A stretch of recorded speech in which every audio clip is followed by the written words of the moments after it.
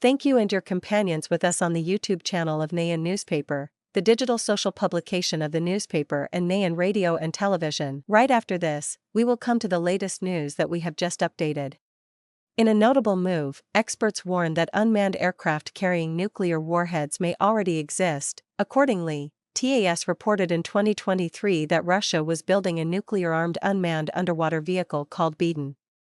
Previously, in 2028, the U.S. Department of Defense also admitted that Russia was developing an intercontinental range, nuclear-powered, nuclear-armed autonomous underwater torpedo. Retired Australian Army Major General and currently a senior military scholar at the Louis Marion Institute, said that unmanned aircraft carrying nuclear warheads may already be a reality. This is something we need to be particularly concerned about. Mr. Ryan emphasized that the discovery of an unmanned underwater vehicle capable of long-range operations would be a serious threat to Western countries, including Australia. According to him, the emergence of these types of unmanned vehicles could spark a global nuclear arms race, opening a competition to develop increasingly powerful nuclear weapons and delivery vehicles. The expert said, "The arms race is a constant, not always visible, but it happens every day. Every country is looking to ensure a numerical and technological advantage over its potential threats. Unmanned vehicles are just one part of that constant race."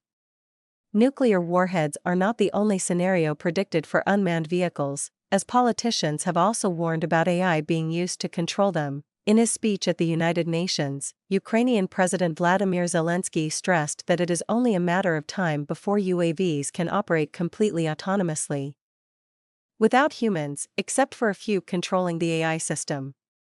Earlier this September, the magazine Tin, unclear name, reported that AI-integrated UAVs appeared on the battlefield when Ukraine deployed technology that allows UAV groups to make decisions independently.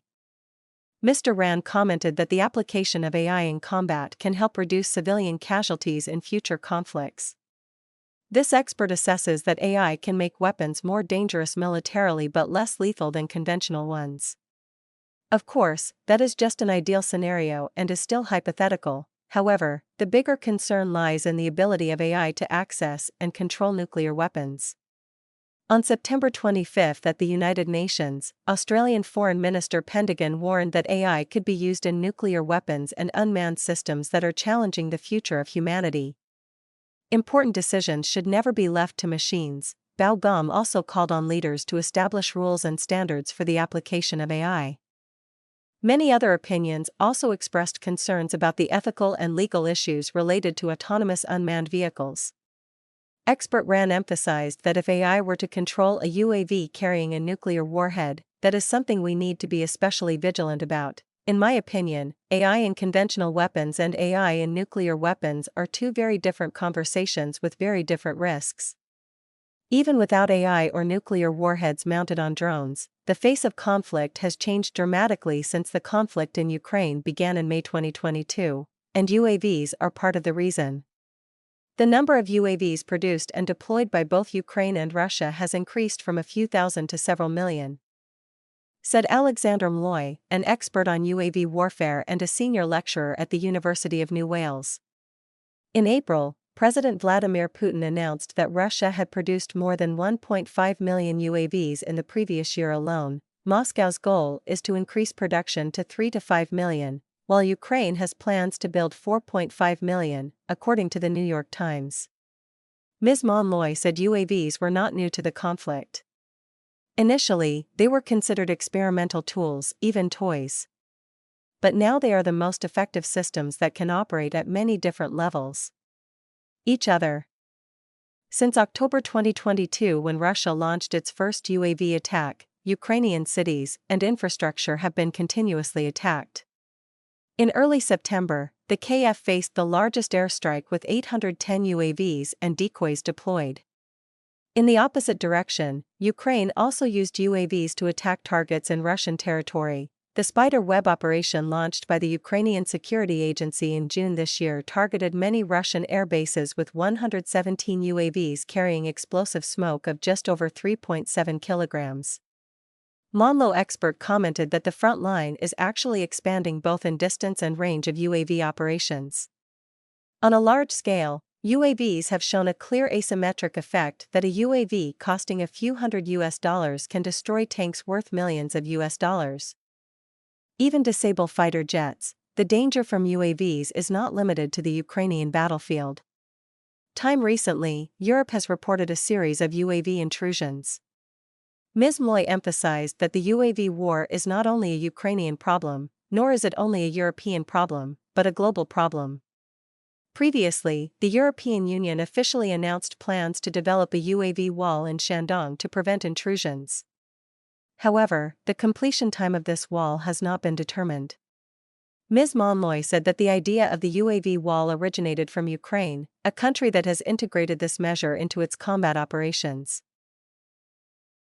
Recently, in a speech marking the third anniversary of the annexation of new territories to Russia, Russian President Vladimir Putin said that a large-scale socio-economic development program has been implemented in Donbass and Novorossiya. Donbass includes Donetsk and Lugansk provinces. Novorossiya is the term used by Russia to refer to the territories that the country is about to annex in October 2022, including Donbass, Kherson and Zaporizhzhia provinces. The results of the referendum showed that the majority of people in these territories support the upcoming annexation to Russia. On September 30, 2022, Mr. Putin signed the order to annex the above territories even though Russia has not yet fully controlled these areas. Mr. Putin emphasized that more than 23,500 constructions have been built or renovated in Donbass and Novorossiya since 2022, including housing and schools, modern medical centers, advanced sports facilities and youth centers. The energy, communications, public services and transport systems are being upgraded. 460 kilometers of technical infrastructure and 6,350 kilometers of roads have been newly built or modernized. According to him, residents of the merged cities and towns are still going through a difficult period due to many urgent problems, including water supply and access to quality medical services. At the same time, President Putin noted that it is necessary not only to restore what was destroyed by the conflict but also to renovate the infrastructure that has been neglected for a long time. Mr. Vin also affirmed that the necessary conditions will be ensured to unlock the great potential of Donbass and Novorossiya. The Russian leader stressed that these territories will become places where new families are formed, children are raised, and opportunities for education, creativity, self-affirmation, and career development are expanded. Regarding the military operation in Ukraine, President Bin declared that Russian forces are gaining the upper hand. Russia launched a military operation in Ukraine on February 24, 2022. Square the war kilometers, is still ongoing, equivalent to despite 19% diplomatic of efforts Ukraine's by U.S. territory, President Donald including Trump the to end the peninsula conflict. and a large part According of the to an eastern open and source war map, southeastern regions Russia of the controls country. nearly 114,500 square kilometers, equivalent to 19% of Ukraine's territory, including the Krum Peninsula and a large part of the eastern and southeastern regions of the country.